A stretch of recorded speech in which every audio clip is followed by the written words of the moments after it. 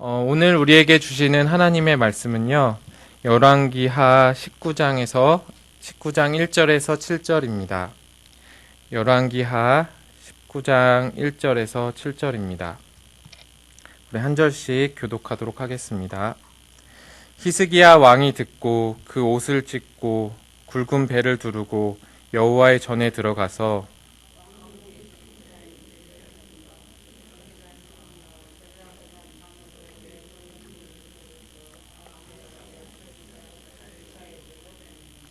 그들이 이사야에게 이르되 히스기야의 말씀이 오늘은 환난과 징벌과 모욕의 날이라.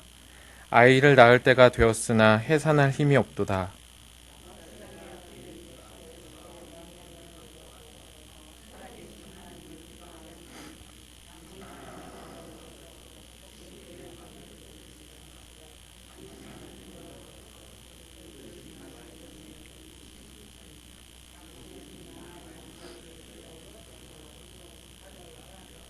이와 같이 히스기야 왕의 신복이 이사야에게 나아가니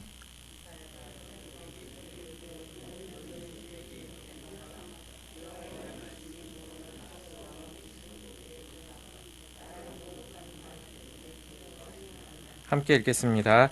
내가 한 영을 그 소에게 두어 그로 소문을 듣고 그의 본국으로 돌아가게 하고 또 그의 본국에서 그에게 칼에 죽게 하리라 하셨느니라 하더라. 아멘. 어제 큐티 본문을 보면요, 아수르 군대가 이제 예루살렘을 에워쌌고요.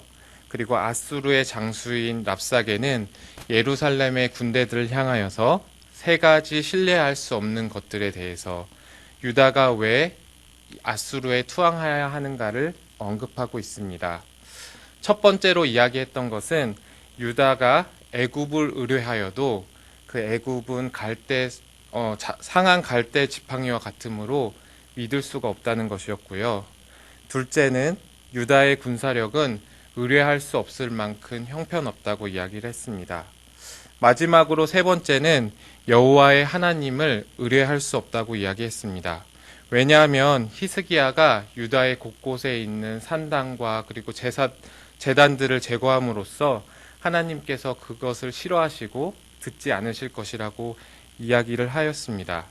이 랍사게의 말은 논리적으로 옳은 견해처럼 보일 수 있지만 진리는 될 수 없습니다. 왜냐하면 진리 되시는 하나님의 뜻을 왜곡하였고 그리고 배제하였기 때문입니다. 마찬가지로 우리의 삶에는 객관적인 사실과 그리고 옳은 것처럼 보이는 그 정황들로 인해서 우리는 마음의 어려움들을 겪을 때가 많이 있습니다.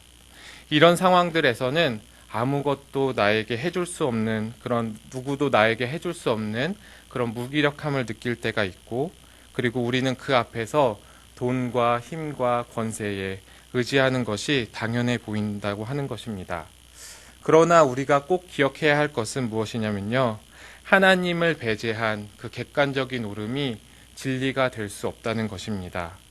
보이는 현상이 아니라 하나님의 의지와 뜻이 우리의 삶과 역사 가운데 반영되고 그것이 우리의 현실과 오늘의 실제라고 하는 사실입니다. 그런 의미에서 랍사게는 잘못된 판단을 내린 것 같습니다. 산당과 제단을 폐했기 때문에 하나님께서 그것을 싫어하시고 히스기야의 말을 듣지 않는 것이 아니라 오히려 하나님께서는 그 홀로 존재하는 그 성전 가운데 하나님께 의뢰하는 그 히스기야에게 응답하셨습니다. 우리 1절에서 2절을 한번 읽어보도록 하겠습니다. 히스기야 왕이 듣고 그 옷을 찢고 굵은 배를 두르고 여호와의 전에 들어가 왕궁의 책임자인 엘리야김과 서기관 셈나와 제사장 중 장로들에게 굵은 배를 둘러서 아모스의 아들 선지자 이사에게로 보내매. 오늘의 본문은 히스기야가 하나님을 의뢰한 두 가지 행동을 나타내고 있는데요. 첫 번째는 히스기야가 다른 곳이 아닌 성전으로 들어가서 그 성전 안에서 기도하였다는 것입니다. 히스기야는 그 랍사게의 참담한 소식을 들었습니다. 그리고 침통한 마음으로 자신의 겉옷을 찢어버렸습니다. 그리고 하나님께 회개하는 마음으로 굵은 베옷을 입고 그리고 성전으로 들어갔습니다. 성전은 어떤 의미일까요? 하나님은 왜 그토록 이 성전을 강조하시고 왜 그토록 산당을 미워하시고 싫어하시는 것일까요?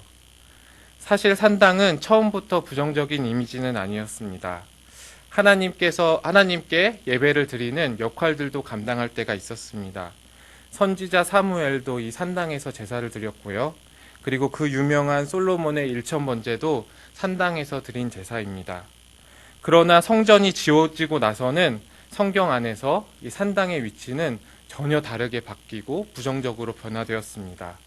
하나님은 자신의 이름을 이 성전 가운데 두기를 원하셨고 결심하셨고 이 성전의 보좌에 앉으시고 그리고 온 세상과 그리고 이스라엘을 다스리십니다. 이 성전이 하나님의 임재와 다스림심을 상징하는 장소가 된 것입니다. 따라서 어떤 사람이 자신의 문제를 들고 성전에 들어갔다는 의미는 이스라엘의 진정한 왕이 되시는 그 하나님의 인도하심을 바라면서 그 앞으로 나아갔다는 의미입니다. 또한 이 성전의 가장 안쪽에는 작은 방이 하나 존재했었는데요. 그 작은 방은 지성소입니다. 그곳에는 궤가 하나 놓여져 있었는데 그 궤의 이름을 언약궤라고 불렀습니다. 따라서 이 성전에서 하는 기도는 혼자서 하는 단순한 읊조림이 아니라 온 땅과 만물의 주인 되시고 왕 되시는 그 하나님과 상호 소통하면서 나의 중심성, 끊임없이 나를 보려고 하는 그 중심성을 하나님께로 옮기고 그리고 하나님의 은혜의 언약에 기대어서 하나님께 기도하는 것입니다. 그 성전 안에 있는 그 언약궤, 그 언약에 기대어서 내가 하나님께 기도할 때 하나님이 들으신다는 것이죠. 여로보암과 같은 많은 우상 숭배자들은 산당에 송아지를 세워놓고 그것에 하나님의 이름을 붙였습니다. 모양은 전혀 다르고 정말 그것을 어떻게 하나님이라 부를 수 있을지 참담한 마음이지만 그들은 하나님이라 부르며 그 우상들을 섬겼습니다. 그것에 자신의 욕망과 자신의 그런 욕구들을 투영하면서 그것들 하나님이라 부르며 숭배하며 예배하며 기도하였습니다. 오늘날 우리의 기도도 누구에게 그리고 무엇에 기대어 기도했는지가 굉장히 중요합니다. 우리는 무엇을 앞에 놓고 기도하고 예배하고 있을까요? 돈과 명예, 그리고 권력과 탐욕, 그리고 내 욕망의 산당들을 다 무너뜨려야 합니다. 우리는 때로 장소를 바꿔가면서 예배하고 기도할 수 있죠. 때로는 교회에서, 우리는 가정에서, 그리고 직장에서 예배하며 기도할 수 있습니다. 그러나 그 기도하는 순간, 그 하나님께 우리가 나아가는 그 은밀한 장소가 하나님과 소통하는 장소가 되어지는데요. 바로 하나님께서 우리의 성전 되시고 성전 되시는 하나님 앞으로 우리가 나아갈 때 하나님께서는 그 장소가 성전 하나님의 기도 장소, 예배의 처소로 인정해 주시기 때문입니다. 우리는 예수 그리스도의 영으로 세우신 주님의 성전 안에서 하나님의 약속과 말씀을 따라 기도할 수 있습니다. 그리고 그곳에서 하나님을 만나고 그리고 온전히 그 하나님을 의뢰할 수 있습니다. 히스기야가 다른 왕들과 다르게 하나님께 다윗과 같다 이렇게 긍정적인 평가를 받은 두 번째 이유는요. 하나님에 대한 말씀, 그 하나님의 말씀에 대한 목마름이 있었기 때문입니다. 그의 삶이 예수님과 같이 막 100% 순결하고 온전하고 완벽한 신앙의 삶을 살았던 것이기보다는 하나님을 향한 그 방향성, 그 하나님을 향한 그 말씀을 향한 그 갈망들이 있었기 때문에 그는 그러한 평가를 받았습니다. 이사야를 찾았던 그 히스기야 행동도 그런 방향성을 대변하는 일이었습니다. 구약의 선지자들은 하나님의 말씀을 대언하는 존재들이었기 때문에 이사야에게 조언을 구한 그 히스기야 행동은 사실 하나님의 말씀을 구한 것이라고 할 수 있습니다. 우리 3절에서 4절을 함께 읽어보도록 하겠습니다. 그들이 이사야에게 이르되 히스기야 말씀이 오늘은 환난과 징벌과 모욕의 날이라. 아이를 낳을 때가 되었으나 해산할 힘이 없도다. 랍사게가 그의 주 스로양의 보냄을 받고 와서 살아계신 하나님을 비방하였으니 당신의 하나님 여호와께서 혹시 그의 말을 들으셨을지라. 당신의 하나님 여호와께서 그 들으신 말 때문에 꾸짖으실 듯하니 당신은 이 남아있는 자들을 위하여 기도하소서 하더하니라. 아멘. 히스기야는 이사야에게 사람들을 보내면서 자신의 마음을 이렇게 대변했습니다. 오늘은 환난과 징벌과 모욕의 날이라. 아이를 낳을 때가 되었는데 내가 지금 아이를 뵌 그 산모와 같이 이제 만삭이 되어서 이 아이를 낳을 때가 되었는데 아이를 낳을 힘이 없어서 이 아이를 낳지 못하고 있는 것 같이 그런 무기력함을 이사야에게 표현하였습니다. 아이를 낳을 때가 되었으나 해산할 수 없는 그 힘이 없는 산모처럼 남유다와 히스기야는 그런 무력감을 느끼고 있었다는 것이죠. 밖에서는 히스기야와 하나님을 비방하는 소리가 들려오고 내면에서는 두려움과 염려에 붙잡히고 그런 모든 상황들은 인간의 힘으로는 도저히 아무것도 해결할 수 없는 극한의 상황에 몰린 것입니다. 그러나 우리는 기억해야 합니다. 우리의 삶의 무력함은 하나님께서 없다는 증거가 아니라 오히려 하나님이 존재하신다는 증거입니다. 무력함의 자리는 절망과 좌절의 자리가 아닌 부르짖음과 기도의 자리입니다. 우리는 내 삶의 질서를 유지할 능력이 없지만 온 세상의 주인 되시며 유일한 왕 되시고 그 온 세상을 다스리시는 그 하나님의 질서 안으로 우리가 들어갈 때 우리는 평안을 누릴 수 있습니다. 그것이 바로 기도입니다. 끊임없이 하나님의 주권 되심, 그러니까 하나님의 주인 되심을 고백하고 인정하는 것입니다. 이러한 기도는 하늘의 평안을 우리의 삶으로 초대합니다. 이것이 아수르의 랍사게가 알지 못했던 이스라엘의 구조와 신비였습니다. 여호와 하나님께서는 열방의 우상처럼 보지 못하시고 듣지 못하는 존재가 아니라 온 땅과 역사의 주인 된다는 사실, 그리고 역사의 주인 되시는 그 주님 앞에 나아가서 기도할 때 하나님께서 들으시고 응답한다는 그 사실을 랍사게는 알지 못하였습니다. 역사의 주인 되신 하나님은 우리를 말씀으로 다스리고 계십니다. 따라서 오늘 말씀을 대하는 나의 태도는 사실 하나님을 향하는 나의 태도를 대변하고 있습니다. 항상 하나님을 내 입에 달고 살지라도 오늘 하루 내가 말씀과 거리를 두고 살아간다면 그것은 실제적인 하나님의 거리와 하나님과의 거리를 이야기한다고 말할 수도 있을 것 같습니다. 왜냐하면 하나님은 말씀으로 우리에게 다가오시고 그리고 다스리시고 인도하시는 분이기 때문입니다. 하나님을 향한 기도 속에서 오늘 나에게 주시는 그 말씀을 붙들 때 우리는 사람의 말이나 그런 환경이나 두려움에서 묶이지 않고 해방되어서 하나님의 은혜에 붙들린 채 그렇게 살아갈 수 있습니다. 히스기야는 선지자 이사야를 통한 하나님의 말씀을 구했고 하나님은 이사야를 통해서 구원의 메시지를 전달하셨습니다. 우리 5절에서 7절을 읽어보도록 하겠습니다. 이와 같이 히스기야 왕의 신복이 이사야에게 나아가니 이사야가 그들에게 이르되 너희는 너희 주에게 이렇게 말하라. 하나님 말씀이 아수르 왕의 신복에게 들은 바 나를 모욕하는 말 때문에 두려워하지 말라. 내가 한 영을 그의 속에 두어 그로 소문을 듣고 그의 본국으로 돌아가게 하고 또 그의 본국에서 그에게 칼에 죽게 하리라 하셨느니라 하더라. 아멘. 하나님은 히스기야에게 두려움에서 벗어날 것이라는 그 위로의 메시지와 함께 유다 백성을 건지실 것이라는 구원의 메시지를 전달하셨습니다. 우리는 왜 매일의 삶 가운데 하나님의 말씀을 사모해야 할까요? 날마다 구원받기 위해서입니다. 이 구원이라는 단어는 해방이라는 의미를 담고 있는데요. 이 해방은 단순히 영혼의 구원만을 의미하는 것이 아니라 내 생각과 내 감정, 그리고 내 상황과 두려움, 그 또 영혼을 포함한 그 전인격적인 그런 구원을 의미합니다. 요즘 이제 미취학부 성경학교 시즌인데요. 이제 그거에 맞춰서 이제 저희 가족은 매일 영상을 보면서 이렇게 찬양에 맞춘 이제 스트레칭을 하거든요, 아침마다. 그래서 스트레칭 이제 아침마다 찬양하면서 하고 또 기도하면서 몸과 마음을 이렇게 쭉쭉 피면서 아침을 시작하고 있습니다. 또 자기 전에는 이제 매일 돌아가면서 이제 기도를 해요. 이제 저와 아내 그리고 이제 딸 하연이가 이렇게 순서대로 돌아가면서 이제 기도를 합니다.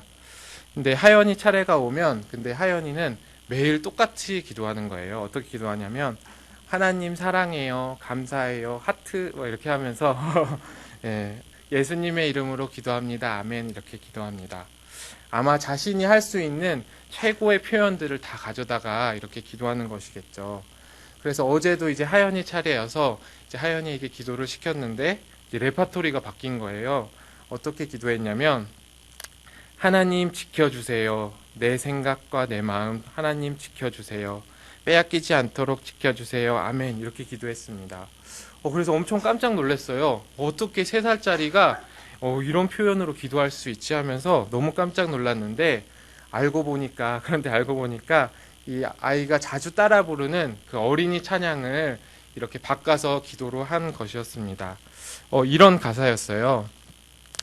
하나님 지켜주세요. 내 생각, 내 마음. 하나님 지켜주세요. 빼앗기지 않도록. 하나님만 예배하고 바라볼 수 있도록. 온전히 하나님께 향할 수 있도록 도와주세요. 이런 가사였는데 참 마음에 와닿았습니다.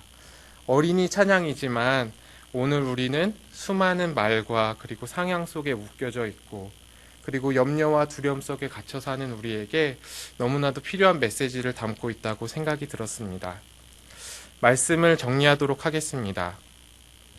아수르 제국의 유능한 자였던 그 랍사게는 자신의 객관적인 옳음을 주장하면서 의뢰할 수 없는 3가지를 주장하였습니다.